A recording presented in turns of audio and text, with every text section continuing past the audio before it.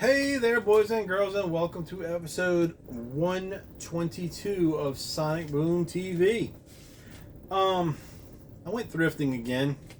Said I wasn't going to do that. Said I wasn't going to do it again. Here I am. I've done it again. Friday. Guess it was Friday, maybe Thursday. I went to work, and I was kind of busy and you know, it was a frustrating day because I wasn't getting what I needed to get done because of just random problems throughout the day. And when lunchtime rolled around, I was like, I think I need to go to the thrift store just to see. And, excuse me, it's 2 o'clock in the morning here. 3 o'clock in the morning, I'm sorry. I'm making a video at 3 o'clock in the morning. Went to the thrift store and went to see if they had any new records. And for some reason, there's a spot where they put the records and the CDs. The CDs hardly ever has anything in it. The records usually has a bunch of trashed stuff, and you know, every now and again you see something good. And I've made videos before talking about it. This is the Salvation Army thrift store, and everything's $1, so you know it's not expensive. But sometimes they have a bin, like excuse me.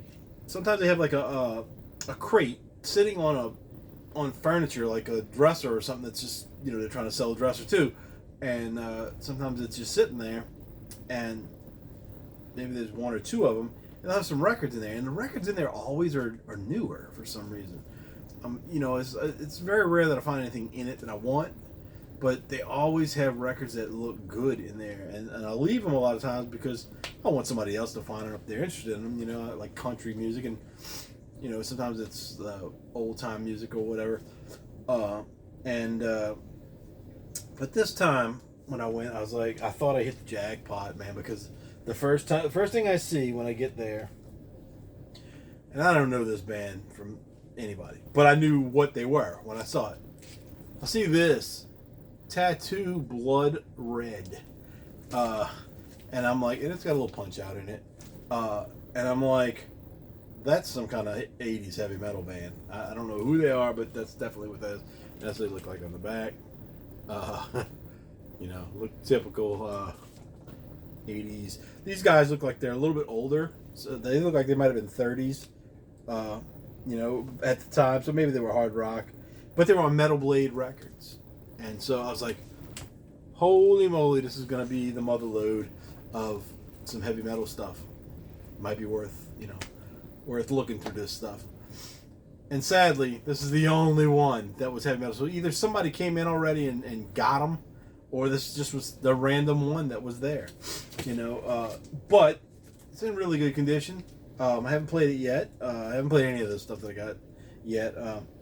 But it says Caputo right there. And I'm wondering if that's Greg Caputo, the guy that does Spawn comic books. So I'm going to look into that and find out. Tony Caputo, maybe that's his name, not Greg. Maybe it is Tony Caputo. I don't know. I'm gonna look into this guy because I think he's a comic book artist, and so that's weird that they had his name right on the back cover. Don't know any of these guys' names. Gary Stewart, Glenn Miller, not to be confused with Glenn Miller. Joe Miner, that name sounds familiar. Dave Injeski, Tommy Gunn Salzberg. So you know. I don't know, but hopefully it's good. I looked it up. It's only worth like $6, so it wasn't a valuable one. That's probably why they left it, because I assumed there was others. But then I came across this. This is a new record. It's Bear Island by William Clark Green. This is a gatefold. This is I'm assuming it's like Cajun or Swamp Pop or something like that, but it's autographed. If you can see that right there, it's autographed by William Clark Green. I've deciphered it. It's a WCG in that mess, but you know, it's got the gatefold. The record was out when I picked it up. It was in the sleeve with the crawfish on it. This is what I want to show you guys. That's a cool inner sleeve with the crawfish boil, but the record itself, it's brand new. Got some dust on it, but you know, once I clean it up, brand new. So so I don't even know what it is, but I'm gonna it, like I said, brand new. Like it came out in 2019. So whoever owned this either didn't like it or got rid of their collection, or hopefully didn't pass away. But so I'll check it out. It may be good. Cajun music it's a little. It's not something you want to listen to every day, but if you hear it every now and then, it's pretty fun. It's good. Then the next thing I picked up is something I already have, but this is a much better copy, and it looks a lot cleaner. The cover's way better too. And this is The Chilling, Thrilling Sounds of the Haunted House. This is the white cover. I don't know if the picture on the back, it on Discogs it makes note that it's a color picture. So I'm wondering if my other one that I'll have to find is black and white, because that one is so scratchy and pops, and I've tried to clean it so much and I just can't. There's just it's too damaged to sound good. Kind of works for a Halloween record. But this one looked a lot cleaner. Not perfect. It didn't look perfect, but it was pretty good. But the cover is way nicer. I mean, mine it's the orange cover, the other one that I have, and it's got like tape on it and all kind of other stuff and whatever. This one's pretty nice. And I think this is a original pressing as far as the white cover versus the orange cover. I think the orange came later. I don't think they did them at the same time. So that's pretty cool. Then I thought it was funny because I never knew that this was an album. I always thought it was just like a single, 45 or something. Maybe they did 2 songs. But We Are the World by USA for Africa, which was a bunch of pop singers at the time. Got Michael Jackson, Smokey Robinson, Kenny Rogers is in there. It says some names down here. Let's see, Dan Aykroyd, Harry Belafonte, Lindsey Buckingham. He's from Fleetwood Mac. Kim Carnes, Ray Charles, Bob Dylan, Sheila E., Bob Geldof, Hall & Oates, James Ingram, Jackie Jackson, LaToya Jackson, Marlon Jackson, Michael Jackson, Randy Jackson, Tito Jackson, Al Jarreau, Waylon Jennings, Billy Joel, Cyndi Lauper, Huey Lewis and the News, Kenny Loggins, Bette Midler, Willie Nelson, Jeffrey Osborne, Steve Perry, the Pointer Sisters, Lionel Richie, Smokey Robinson, Kenny Rogers, Diana Ross, Paul Simon, Bruce Springsteen, Tina Turner, Dionne Warwick, and Stevie Wonder. Written by Michael Jackson and Lionel Richie. And I don't know what that word is. It's kind of conducted and produced by Quincy Jones. So, if you were around in the 80s, you remember this.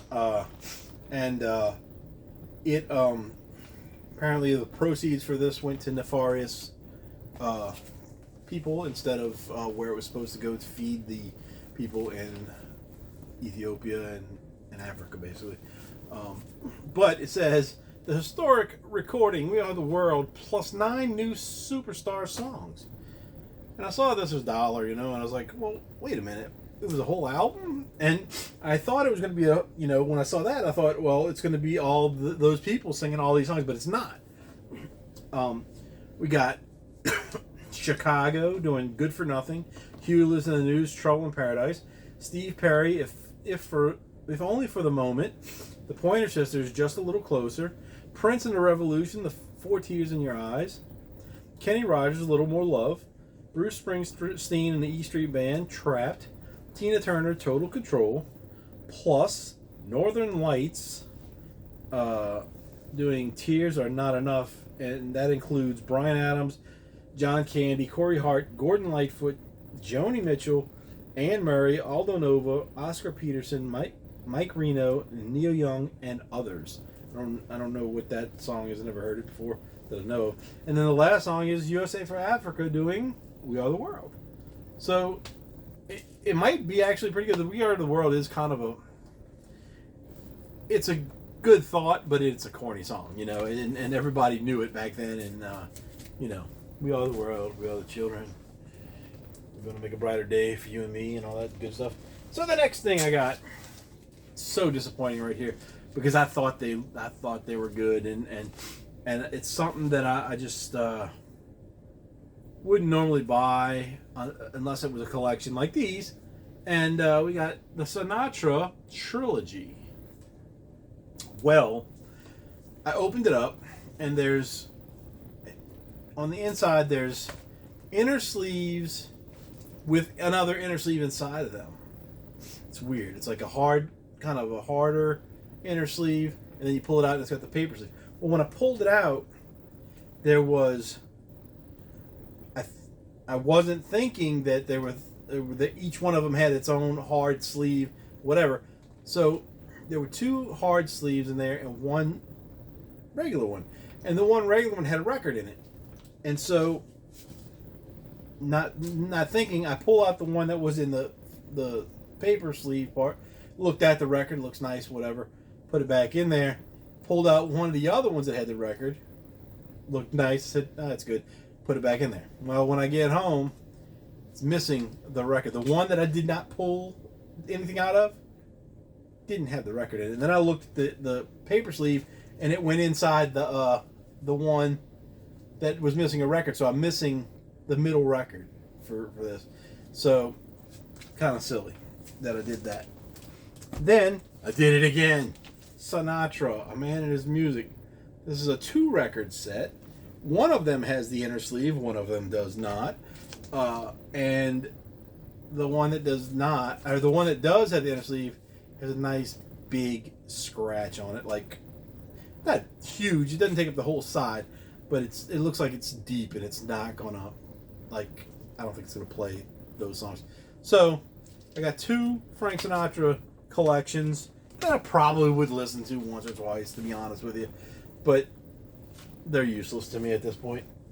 So then, disappointment number 2, 3. Johnny Cash at Folsom Prison. This is like a $50 record, man. But I pull it out, and I had this already, but I had gotten it years ago from somewhere.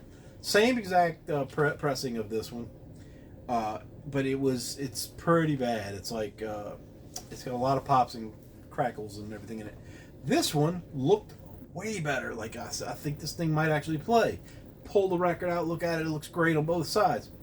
I get home and I take it out, and the part of the record that was on this side that I didn't pull all the way out has a freaking huge warp in it, and I don't know if it's gonna play or not. I mean, it looks like it goes, whoop, like that. And I was like, oh, they got me on that one too. So now that was one that's a good one. It's a classic one. Everybody, a lot of people own this, and a lot of people love this. I don't think that one's gonna play either. I might be able to flatten it or try to flatten it. I don't know, but whatever. So on to the rest of these wonderful things. I got a good bit more. We'll go through these a little faster now. Found this one. It's another Cajun type music thingy. It's called Genuine House Rockin' Music 2. Genuine House Rockin' Music from Alligator Records and Cassettes. Play me in your store. So this is a promo special low price sampler, and it's got a bunch of people on it. Big Twist and the Mellow Fellows, Coco Taylor, Lil Ed and the Blues Emperors, Albert Collins, Johnny Winter's on it, Donald Kinsley and the Kinsley Report, Little Charlie and the Nightcats, Lonnie Brooks, Lonnie Mack, James Cotton, Clarence Gatemouth Brown, Roy Buchanan. So this is probably blues, not Cajun. I was thinking Cajun because when I found this, it was right next to the other one that I had that I thought was Cajun. So, move on. Then we've got the Moody Blues 7th Sojourn. This one is pretty good shape. The record looks okay. The cover's not so great. And then this... Oh, and there's an R on a lot of these records. If you can't see that. Whoever R was, decided to write his initial right in the middle of the covers on a lot of these records. The Worst Offender is coming up in 2 records. The next one Go Now, the Moody Blues #1, featuring From the Bottom of My Heart. This one looks a little scratchy. I don't know if it's going to play well, but I like the cover. I like the back cover better. I don't know too many Moody Blues songs, to be honest with you. I know they sing, what's that one? Aren't they the ones with Nights in White Satin, maybe? I don't know. But, you know, they might be interesting. But the #1 jamming record of them all, couldn't believe I found this. I guess if you look long enough, you find the ridiculous things of your youth. And we've got Gary Wright with a big R right in his forehead, the biggest R of the bunch. Gary Wright, the Dreamweaver. And that's right, folks. That's the guy who sings the Dreamweaver song. Check those pants out. He's got a little tight pants on now. Some of the ladies might like that. Maybe some of the men too. I don't know. I don't know who's watching this. So anyway, Dreamweaver, and the record looks good, so it's gonna play. I can't even try not to listen to it because it's gonna be good.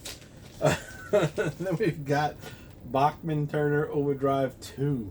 I don't know much about them either. I did buy one of their hits, but it's got Taking Care of Business on it, and I might know Let It Ride. It sounds familiar. Then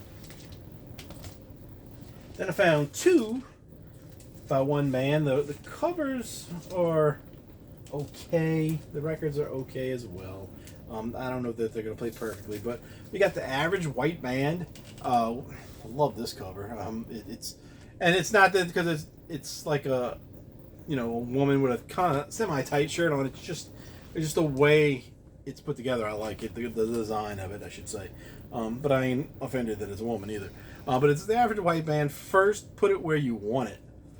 And he's got the big R right in her neck. Dumb. Got that on the back cover. And then we got Average White Band, Cut the Cake. And it's got the logo that I recognize from the other Average White Band record that I have that doesn't play worth a damn. But I don't know these songs either, so, then we went to a little reggae, and we got Peter Tosh, No Nuclear Holocaust. No, I think it's No Nuclear War, but Holocaust is right in the middle of nuclear, so I don't know what the official title of this is.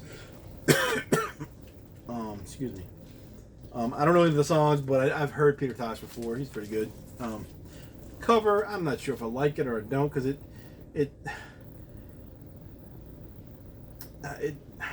it's kind of amateurish, the artwork, the drawing, but whatever. Then we got the Doobie Brothers, Living on the Fault Line. This one's kind of cool. Not that I don't know anything about the Doobie Brothers except that they were on What's Happening, and Rerun tried to bootleg their concert with one of those flat tape players, that used to be around in the 70s, probably in the 80s too. But this is kind of embossed around here. This is embossed whatever. But I don't know if I know any of these songs either. No. I don't know. I think they're like a hard rock band, or maybe not hard rock, but a rock band. And then finally, the last thing I got, Justin Hayward, John Lodge, Blue Jays. I think the name of the band is actually Blue Jays. The gatefold. This one, pull it out. I'll pull it out. It's got the big old faces on it.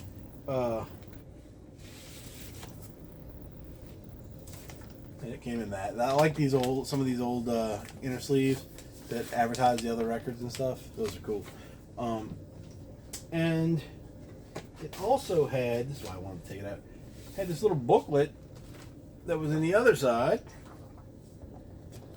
that it is in very nice condition for being in there for probably 40 years or more. And it's basically the same, except this is a color, the lyrics and some credits and stuff like that. And then the other members of the band on the back. Those are the two guys, but these are the other ones. Tony Clark is the producer. Graham Beacon, drums. Kirk Duncan, piano. Jim Cocker, violin. Tim Tompkins and Tom Tompkins, cello and viola. So I don't know what kind of music that's going to be either. But that was my thrifting. I don't want to do thrifting as much anymore, but I can't walk away when I see stuff in good condition like that, even if it's stuff I'm only mildly interested in. You know, or if it's the Dreamweaver. Gotta get the Dreamweaver. But try not to go there. See if I can distract myself long enough at lunchtime, because this place is like maybe a block or two away from my where I work, so it's easy to get there, and it's easy to go get lunch and then go there after I eat lunch, because there's like Subways and a couple things right there as well. So I got to go to lunch further away, or bring my lunch and not leave the building, which I'll never do probably, because I only work at that office twice a week, and nobody's there. So you know, there's nobody to eat lunch with or whatever. They're just hardly anybody works in that building anymore since COVID, I guess. So anyway, that's that. Keep this one under 25 minutes, and I'll talk to you guys later. Bye.